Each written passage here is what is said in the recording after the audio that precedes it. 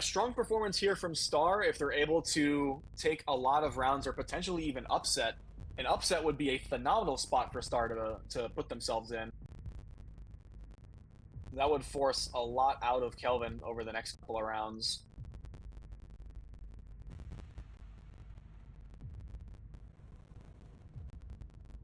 Alright, and as things are definitely well underway, Star getting a very nice favorable column 4 well and garbage, but KELVIN, we really haven't gotten to see KELVIN of what garbage well theirs is, because they've just been sending nothing but T-spin after T-spin, and even though it takes a little bit longer to get that full zone meter charge, I think KELVIN's just valued the extra damage output in this case.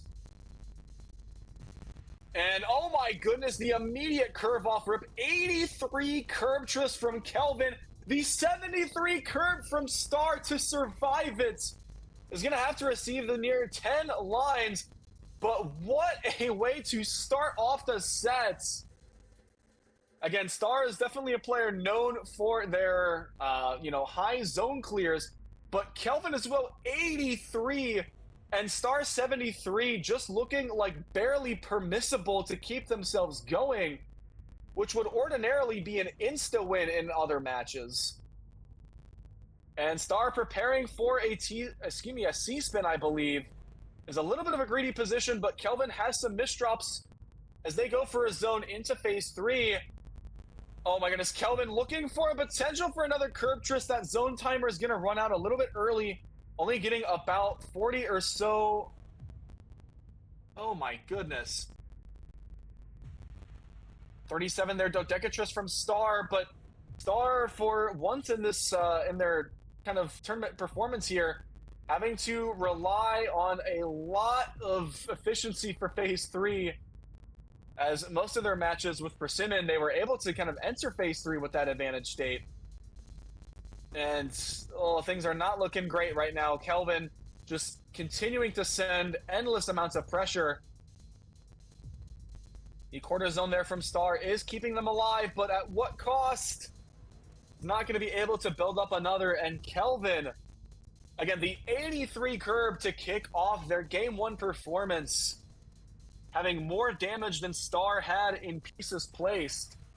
Always a difficult spot to come back from, but oh my goodness, what a sequence to start off for KELVIN. The 1-2 misdrop punch.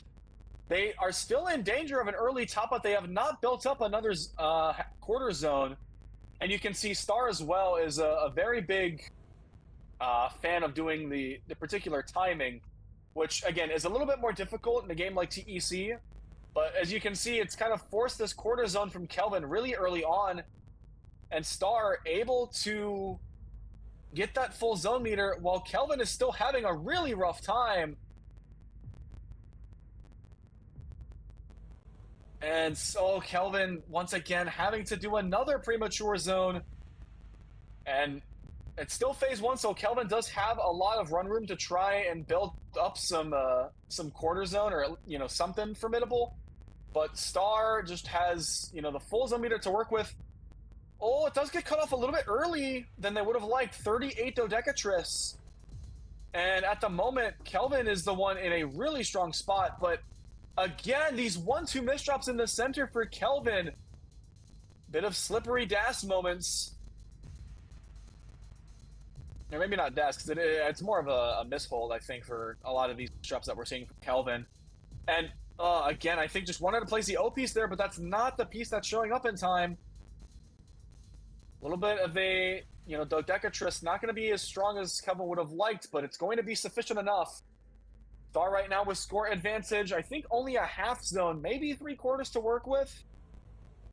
Is really relying on skims for a lot of this damage.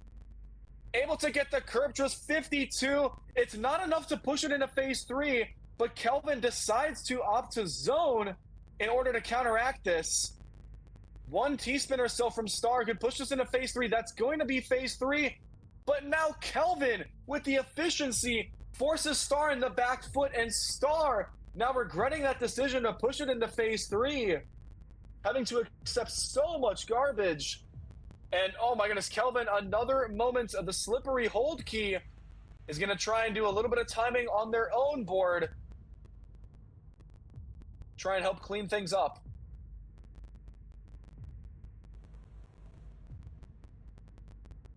KELVIN has gotten through most, if not all, of that man-made cheese. T-spin triple there from Star, trying to force KELVIN's board a little bit high and prevent them from playing as efficiently as they would like. Oh, and Star going for the greedy T-spin triple. Continuing to go for nothing but the most efficient of plays. 27 Octarus. Let's see what KELVIN has cooking. 34 Dodecatris, and that is the kill shots. KELVIN, again, having to survive the, or excuse me, KELVIN had the, wait, who had the Crypt? Honestly, they both had Cryptresses already in this set. I'm getting confused at who's sending what at this point. But, you know, Cryptresses and extremely efficient zones all throughout this set. And even though it's a 2-0 position, Star is making KELVIN work through each and every one of these rounds.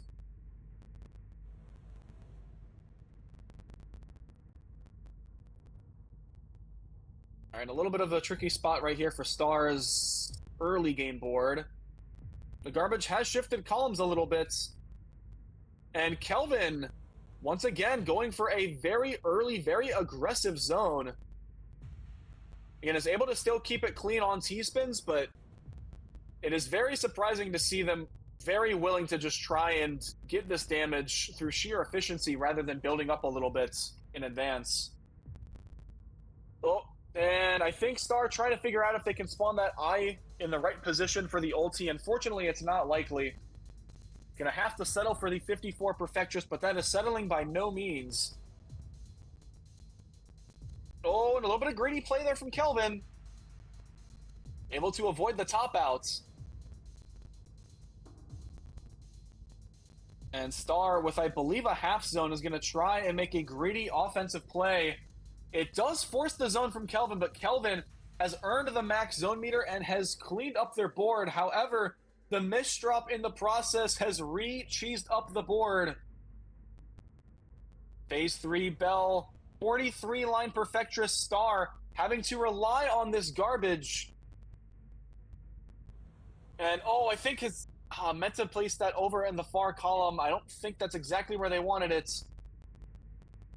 And Star just needs to find something now and find it fast.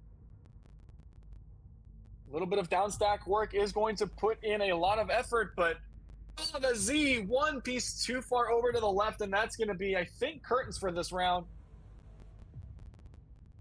Star struggling to survive. Can't get to the T-spin that they've made in time over on the right-hand side. And KELVIN, the 100 APM is going to be sufficient to earn the top out over Star. And that is 3 straight games for KELVIN. Looking very strong. And a very, very good contender for our top 16. Looks like Star setting up the C-spin. I believe that might have been MS2 to begin with. Again, not going to be able to get that PC off, but still a very nice early spike.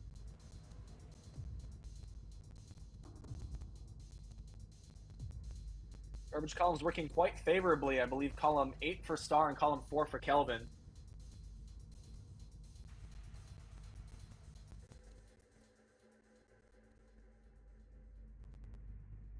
KELVIN, a little bit of an awkward board that they have to work with at the moment, but able to recover things in zones right as the phase 2 timer hits.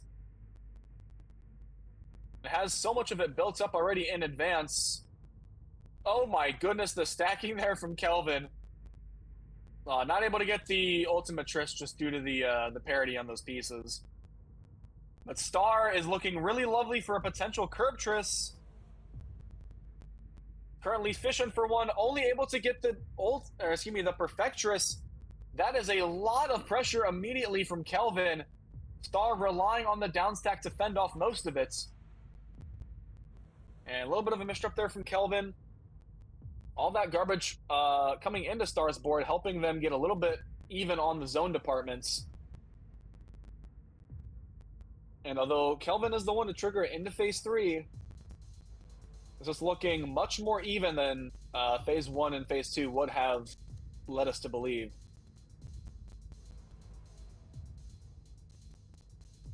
A little bit of a rough board to clean up there for KELVIN. Getting through all the damage. Has the ability to perfect clear with a couple of right piece placements on top of this set. Looks like they're just going to go for the SDSD. However they can get that damage out as quickly as possible. 36 Dodecatris from Star, and while downstacking, still making sure to find the efficiency necessary for an opponent like KELVIN. Ooh, and I'm not sure what Star was going for in the dig option there. T-spin single will put in a little bit of efforts. KELVIN just doing a phenomenal job. The beautiful SZ overhang to continue getting these T-spin doubles as soon as they possibly can. All right, and actually with a little bit of combo play, KELVIN going to try something a little bit greedy, I believe with a 3/4 zone. But Star right now is the one with full zone meter, and KELVIN behind on lines, 37 Decahexatris. If Star gets anywhere above 40, they're going to have to retaliate, but 39 zone from Star, and KELVIN is safe. We are 3 minutes into this match, over 20,000 points separating KELVIN and Star. KELVIN going for the C-spin opportunity, but realizes that J that they're looking for is very late in the queue and is not likely to show up, and having to cover up the well with the quarter zone. And now Star is in a really strong spot as KELVIN is grasping at their draining resources. Star with a little bit of a center well 4-wide. Insta tops out 21 from 9 lines. That eyepiece was very convenient, and KELVIN not able to find a quarters.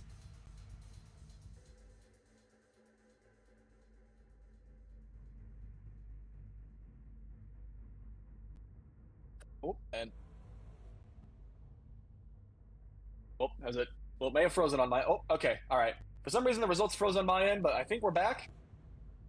So it is still 3-1, KELVIN's favor, but Star with very impressive offensive feats there, especially with the timely 4-wide into top out to ensure that KELVIN didn't have time for a counterattack.